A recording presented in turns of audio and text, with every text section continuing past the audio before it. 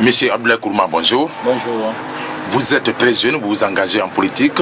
D'où sont parties vos motivations pour embrasser une carrière aussi périlleuse que celle-ci? Oui, c'est pour ici conscientiser la jeunesse, c'est pour vraiment dire que la jeunesse est la relève, c'est pour vraiment montrer à la jeunesse que oui, c'est la jeunesse qui peut changer le changement, c'est pour montrer à la jeunesse ici que si la jeunesse ne s'implique pas dans la politique, ils seront toujours manipulés. Et qu'est-ce que vous comptez apporter comme contribution au niveau de l'échiquier politique guinéen, déjà très miné? Je vous ai toujours dit que l'échiquier politique n'est pas miné. Il suffit juste de dénoncer des situations que nos aînés ont sémées, telles que la haine, la manipulation.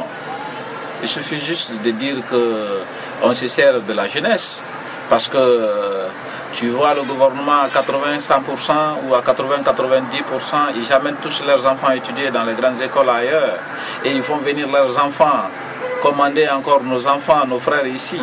Donc voilà pourquoi il y a de ces situations qu'il faut dénoncer seulement de leur comportement. Vous venez avec le parti, le RRD, Rassemblement pour la Renaissance et le Développement, sur l'échiquier politique guinéen, je le disais tantôt, très miné. Qu'allez-vous faire pour que vous aussi vous trouviez votre place? Oui, c'est ce que je suis en train de vous dire. Il faut informer la jeunesse de ce qui se passe, de ce qui est et de ce qui doit être. C'est tout. Le président Condé a déjà pratiquement 5 ans de gouvernance. Qu'est-ce que vous retenez de façon globale de sa gouvernance? Au niveau de nos militants, c'est négatif. Il n'y a pas eu d'emploi, il n'y a pas eu de formation. Au contraire, il y a eu vraiment des emplois fermés, il y a eu vraiment de formations bâclées. Je crois que nous ne retenons rien de sa gouvernance. Ça veut dire que le bilan est globalement négatif, comme le dit Lansana Kouyaté? Chez la jeunesse guinéenne, le bilan est négatif chez la jeunesse guinéenne, parce qu'il n'y a pas eu d'emploi aux côtés de la jeunesse guinéenne, il n'y a pas eu de formation aux côtés de la jeunesse guinéenne. Après la récente rencontre entre le président Alpha Condé, le chef de file de l'opposition guinéenne, et la chef d'Alain Diallo, le président Condé fait, dit-on, une ouverture à son opposition en intimant l'ordre à son premier ministre d'ouvrir rapidement le dialogue politique avec les acteurs politiques pour, n'est-ce pas, essayer d'aplanir toutes ces divergences qui faisaient l'objet des manifestations à tout bout des champs. Comment vous accueillez cette réaction du président Condé? C'est pour montrer au président d'abord qu'il est seul. Est-ce qu'il avait besoin de donner des instructions à son premier ministre de tendre la main pour le dialogue à partir du moment où la Constitution lui autorise ou lui prend comme garant des dialogues politiques et sociaux? Ça veut dire qu'il a un premier ministre qui ne fonctionne pas. Moi, je pense que Alpha n'avait pas besoin de demander à son Premier ministre de demander le dialogue.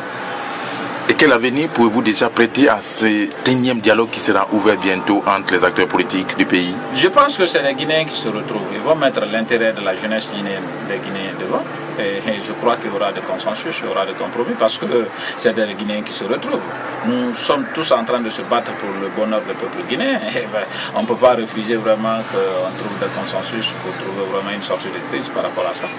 La pomme de discorde de tout ça, c'est bien entendu le chronogramme dégagé par la CENI la fois dernière, chronogramme qualifié de chronogramme de la discorde d'après l'opposition républicaine. Et quelle a été la position développée par le RRD, Rassemblement pour la Renaissance et le Développement, parti que vous dirigez aujourd'hui? Honnêtement parlant, nous soutenons la politique d'organisation des élections communales avant le présidentiel.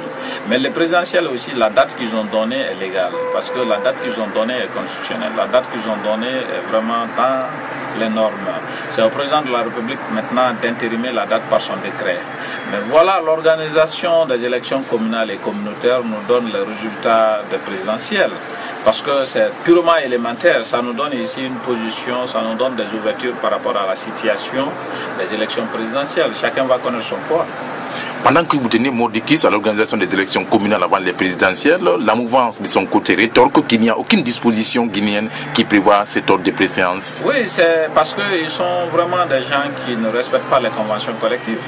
Pendant les dialogues du mois de juin et du mois de juillet, il était dit, l'organisation des élections communales a été vraiment bel et bien signalée. S'ils ne respectent pas maintenant les conventions collectives, c'est pourquoi il y a un problème de confiance mutuelle, parce qu'ils ne respectent pas leurs engagements. Donc vous pensez que ne pas organiser des élections communales avant les présidentielles, c'est déjà un boulevard ouvert pour la réélection sans accroc, n'est-ce pas, du président Condé? Alpha ne passerait même pas au premier tour. Mais ce n'est pas le discours qui développe la mouvance présidentielle. Oui, la mouvance présidentielle saura que Alpha, vous savez, ils confondent la foule et la population. Vous savez, même s'il y a un fou qui sort ici tout de suite, il commence à crier, tu vas voir la foule qui va venir.